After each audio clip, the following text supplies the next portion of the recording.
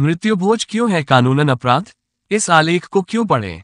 टूटा जो परिजन के खोने से, संबल उसे बंधाओ। दे हवाला रीति रिवाज का, ना कर्ज में उसे फंसाओ।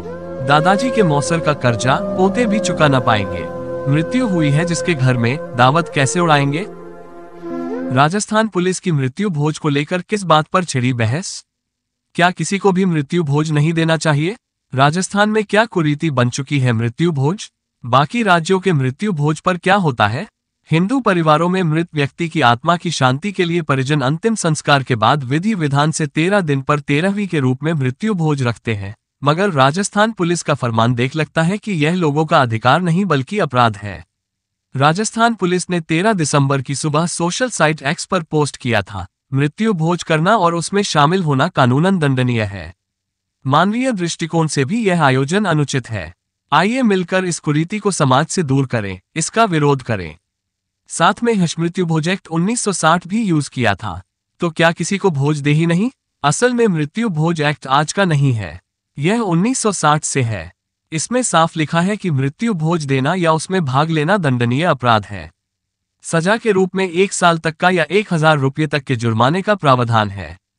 इसमें साफ है कि धार्मिक संस्कार के तहत रखे गए भोज में 100 से ज्यादा लोगों की संख्या नहीं होनी चाहिए। एक्ट बने इतने साल बीत गए मगर हकीकत यह है कि लोग इसके बारे में जानते भी नहीं। राजस्थान पुलिस के ट्वीट पर भी कई लोगों की प्रतिक्रिया थी कि क्या ऐसा भी कोई कानून है। ऐसा कहने वाले भी कम नहीं थे कि यह उनका निजी विषय है। एक ने एक्स पर लिखा, ऐसे हिंदू विरोधी कानून बंद करें। ये हिंदू धर्म के लिए ठीक नहीं। इसमें कोई जबरदस्ती नहीं होती, हर इंसान अपनी हैसियत के हिसाब से ही करता है। तो कुछ लोगों ने इसके समर्थन में भी पोस्ट किया। एक ने लिखा, हमारे उत्तर प्रदेश में भी ऐसा कानून होना चाहिए।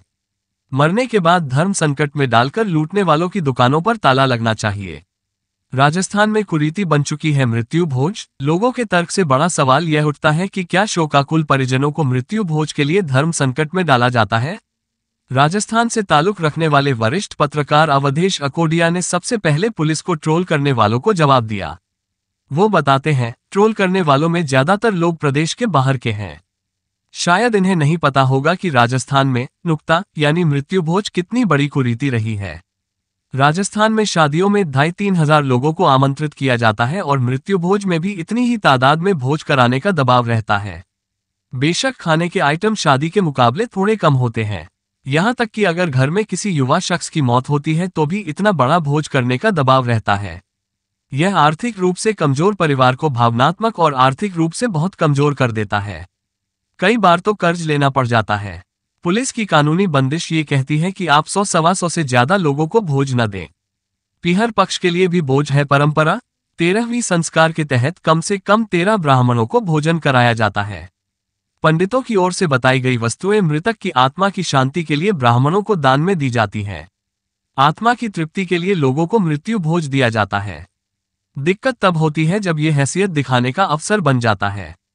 अवधेश बताते हैं, परिवार में किसी सीनियर की मृत्यु होती है तो घर के सबसे बड़े बेटे की पगड़ी बंधती है। इसमें थाली में सभी पीहर पक्ष के लोगों को कैश रखना होता है। यहाँ पर दिखावा शुरू हो जाता है। कोई लाख तो उसके जवाब में दूसरा 2 लाख रखता है। एक एक घर से थाल में 5 से 10 लाख रुपये तक रखे जाते हैं।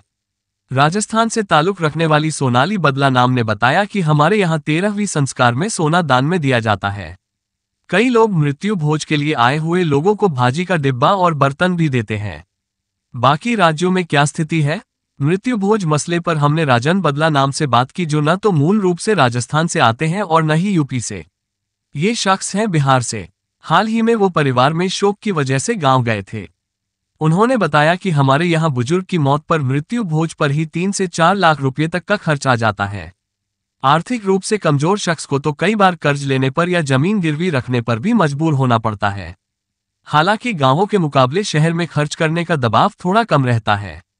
हमारे इलाके में एक नेता तो ऐसे हुए जिन्होंने पुरोहित को कार बाइक तक दान में दे डाली थी। इस भोज के खिलाफ क्या अब उठने लगी है आवाज? दिवंगत आत्मा की शांति के लिए रखे जाने वाले भोज का ये हाल देख तमाम इलाकों में सामाजिक संगठन भी अब आवाज उठा रहे हैं। मध्य प्रदेश के इटारसी में नामदेव क्षत्रिय छीपा समाज में मृत्यु भोज की प्रथा खत्म कराने की कोशिश करने वाले बुजुर्गों का सम्मान तक किया गया है। बड़ौत के मलकपुर गांव में तो 12 दिसंबर को ब्राह्मण समाज की बैठक में बाकायदा लोगों से मृत्यु भोज को कुरीति बताते हुए इसकी जगह पर केवल हवन के प्रावधान पर सहमति जताई गई। उत्तर प्रदेश के झांसी में उल्दन गांव के अहिरवार समाज के लोगों ने इसी साल जनवरी में तय कर दिया था कि परिवार के किसी सदस्य की मौत के बाद वे मृत्यु भोज का आयोजन नहीं करेंगे। जो लोग इस बात को नहीं मानेंगे और मृत्यु भोज का आयोजन करेंगे, उन पर जुर्माना लगाकर सामाजिक दंड देते हुए उन्हें समाज से बहिष्कृत तक कर दिया जाएगा। राजस्थान के मकराना के दादीच समाज ने तो बरसों पहले ही इसे कुरीति बताते हुए इसे बंद करने की पहल शुरू कर दी थी। खुद अवधेश बताते हैं, मैं जिस समाज से आता हूं वहां पर 25 साल से मृत्युभोज बैन है। राज्य की बड़ी जातियों ने पिछले 15-20 साल में मीटिंग कर इसे रोकने के लिए काफी पहल की है। कुल मिलाकर ज्यादातर जगह पर यह खत्म हो चुका है। सुधार लाने के लिए क्या करना चाहिए? सवाल ये भी है कि कानून बनने और उसके अमल में कितना फर्क है। एक तो यह आस्था का विषय है और दूसरा कानून कितना सशक्त है, ये भी मुद्दा है। फिर भी इस ओर कोई भी पहल तभी सफल हो सकती है जब वो स्वयं समाज से शुरू हुई हो। कितनी अफसोस की बात है कि घर में किसी की मौत हुई है और लोग दावत के इंतजार में खड़े हैं। क्यों नहीं इस परंपरा को खत्म करने के लिए अपनी ओर से ही कदम उठाने चाहिए? जिस आंगन में पुत्र शोक से बिलख रही माता, वहां पहुंचकर स्वाद जीव का तुमको कैसे भाता। पति के चिर वियोग में व्याकुल युवती विधवा रोती, बड़े चाव से पंगत खाते तुम्हें पीड़ा नहीं होती।